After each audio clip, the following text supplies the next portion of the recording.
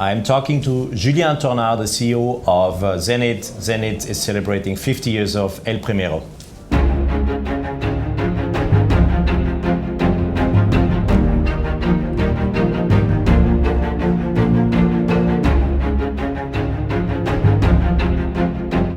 Welcome everybody, I'm Alexander Linz, head of content of WatchAdvisor.com, and I'm at the Baselworld 2019. With me, Julian. Thank you, Alex. Tornare, who is the CEO of Zenith. Exactly. And it's a pleasure to be here because one of my favorite movements is celebrating 50th anniversary, the El Primero. Correct. So if I ask you as a CEO, what were your emotions that particular day when it was the 50th anniversary early this year? It's an incredible year for us because celebrating 50th anniversary of a movement is something special. Many brands, they celebrate a brand anniversary or they celebrate a model, a watch anniversary, never a movement. For us, we celebrate a movement, and we have so many things going on this year that it's a fantastic, exciting program. We celebrate, for example, every month we are in a different city. And we bring the whole vintage collection, we bring an art exhibition, and we meet the aficionados of the movement, of the watch. So that's a Where have you been so far? So far we started in January in Milan. Then we did London in February.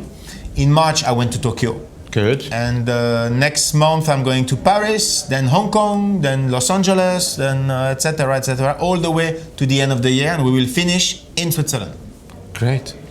And you're inviting a small group of people joining you for celebrating the 50 people. Okay. Seated dinner. Okay. We bring the box that we presented during the Geneva days, which is really connecting the historical piece from 1969 until a watch that doesn't even exist yet. Celebrating the chronometry. And we share our passion. We talk about this El Primero.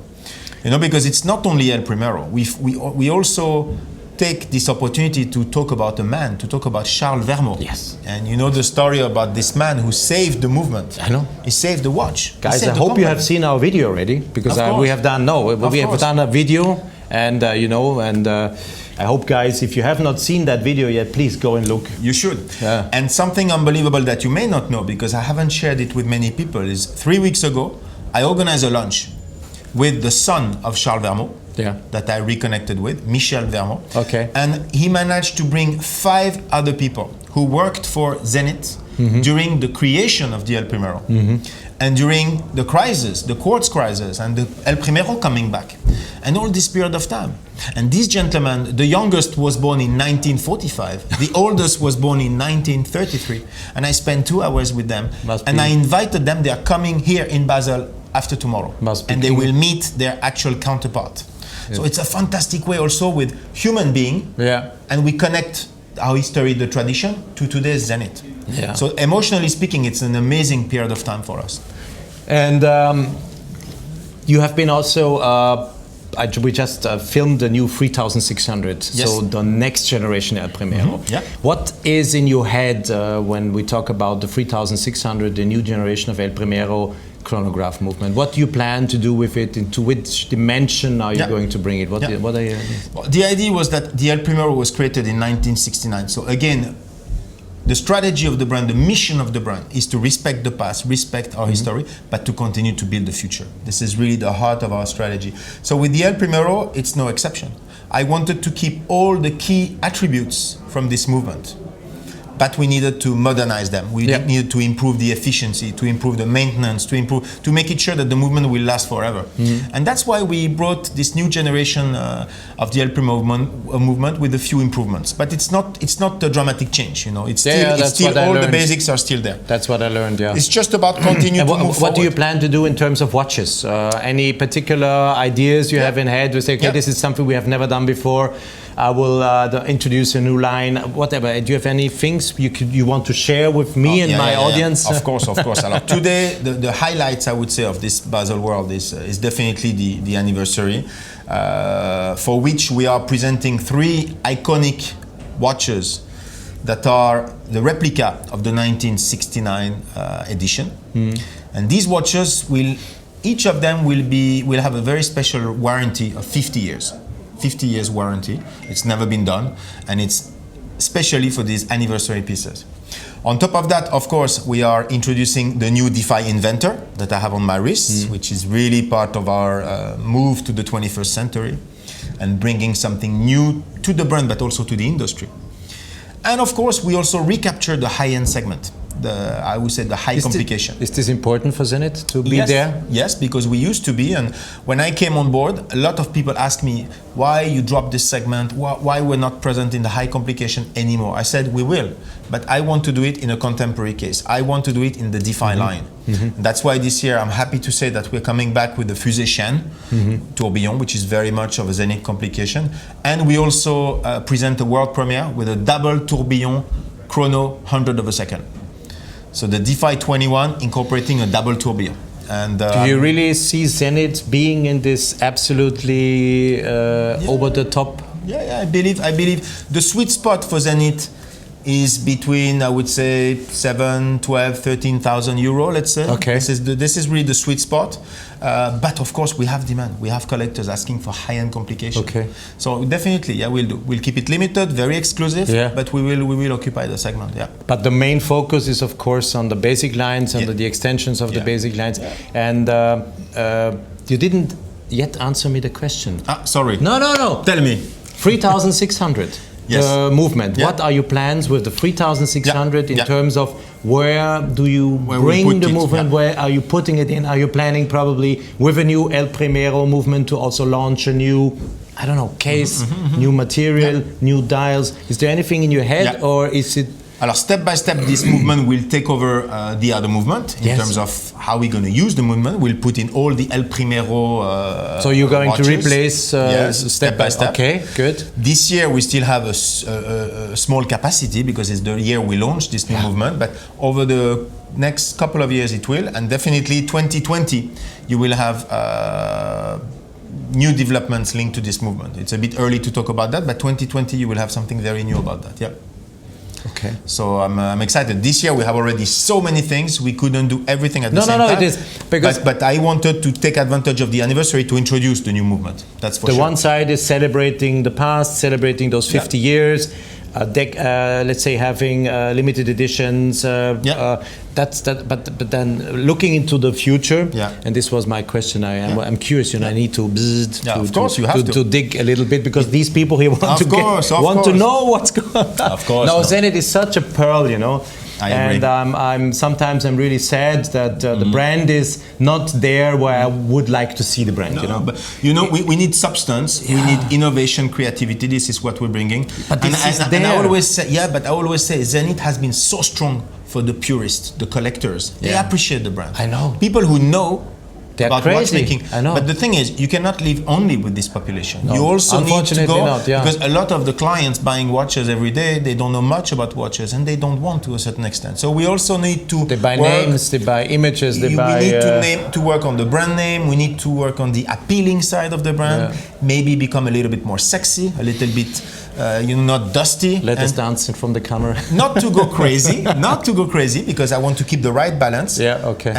But I would say starting with substance content, 100% of the watches will always have a Zenith movement. That's the first statement, because I believe in substance and content. But it doesn't mean because you are authentic and manufactured, because you have a long history, that you need to dress like a grandmother. No, and the collectors, they don't want to go to a boring event. I don't believe that. I can respect my past and my tradition, but I can organize a fun event where people enjoy coming. And that's what I want to do with the brand. Honestly, I wished for Zenith that there would be, I don't know, there are so many brands that produce a lot of warm air. Sorry guys, you can think which brands I'm talking about. They are producing warm air and there is no substance. And at Zenith, always when I see the entire thing, the historical building, the history behind where everything came from.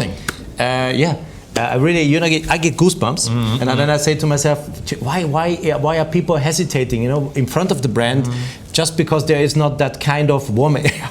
Correct. You're totally right. We should do the other way. We have the substance. We have everything. No, don't. But we need to make the warm air to happen. A little bit, but not too much. Not too A much. little bit of No, warm no, air, we but would fill not. it with substance. Yeah, of course, yeah. of course. You know. But I think this is really when I read the comments of the video we did about Charles Vermont. Yeah. When I go through the comments in the comment section, people really say it's incredible. It's such an amazing brand. Incredible. Yeah, Incredible. and You then. know, there is always a little thing that we need to work on. This is what we're working on. Yeah. You know, this year we're coming with a new advertising campaign, new communication direction, also to drive this message and to get more people to jump into the brand. Because the ones who did, they love the brand. Yeah. My challenge is to attract more people to get to understand the brand. I think you should attack a younger generation, young Definitely, people. definitely. Because you know, I feel personally a change of a younger generation when they start very early buying a watch. Okay, they go for a Rolex because that's a safe haven. There's nothing to explain. Yeah. But as soon as they have a little bit more education, they get more mature. They want to distinguish themselves very quickly. For sure. They don't want to be in a club wearing everybody's the same watch. And I think this would be a wonderful area for a brand with such a history to be cool in there. Because then they can tell a story, you know. They have something on the wrist, and someone else looks and says, "Oh, what's this?" And then the guy can talk about story. Yeah, for sure. But you know something that I disagree with some of my colleagues. The millennials, I'm convinced they are going to look for substance and content. They want to understand what they buy. They live in such a fast and virtual world. They have their friends, their fake friends on social media and stuff like that. Hashtags. They want to have something concrete. Yeah. And you know, if you give them something concrete where the base is healthy, where the content is there, but you wrap it in a nice, contemporary and entertaining way, they're going to go for it. I think so. But the substance is important. That's why our movements will still be internal movements, for sure, and 100%. Because when they buy Zenith, they need to know that they know what they buy and they buy content. And I'm convinced, I don't believe young generation, they don't care about that. I think they do care, they will care even more. Yeah. And I think so, a brand like a Zenith could be discovered by them. For sure. To be cool. Yeah. You know, there's that niche. Of course. And I would try to fill it. Yeah, that's exactly what with that emotion that probably really attracts this kind of young, you know, educated people who earn money, who want to spend for something nice, and they want to distinguish themselves, and then also they are ready to explain.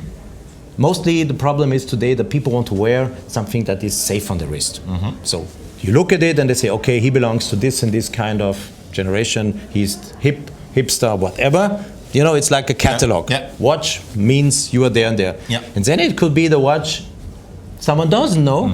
And then it's up to you, to me, to them to explain and say, okay, guys, this is the story. That's exactly it. That's exactly it. And every day when I travel, and I do a lot, every day I meet people, every day I tell the story. The best, the utmost would be if I get to have them at the manufacturer, as you experience and as you experience with the Charles Vermont story. This is the emotion is there. But every time I share who Zenith is, you get one more wrist because people are appreciating. The thing is, they don't know, so I go step by step. But it's so important for me to gain market share this way, and to gain new clients this way, all around the world. Julian Tornare, thank you very much. Thank you, Alexander. You see this emotion, and I promise you guys, if you want, as Julian said, you go to Zenith, the wrist, maybe you come with an empty wrist. Please, you're all invited. No, but let them come with an empty wrist because it could be a good idea. No, it's true. Once you get in the thing, I think you're done. And I'm not very often so emotional concerning a brand, but I very much like what Zenith does. Thank you. And I was in the very early days already buying Zeniths because these watches were so beautiful, different. And I needed to explain. Of course. People were looking at my wrist and said, "What's this?" And I said, "You don't know? Listen, I'll tell you." I'll tell you. Julian, thank you. Thank you very much. Always a pleasure to see you. Guys, thank you for watching. Don't forget to have a look at our different Zenith videos, especially the one with Charles Vermont. We did about how the El Primero movement was almost getting needed to die. I don't know what I was writing when almost disappeared due to the quartz crisis. That's the video you should watch. Thanks again for watching. If you like what we're doing, don't forget to subscribe to our YouTube channel and to like our videos, and of course have a look at our Instagram and Facebook account and be part of our community. Thanks a lot. If you have questions, please use the comment section here underneath and ask me, or if you want to pass a question to Julian, will be my pleasure to answer. You see, you're always welcome. Bye guys.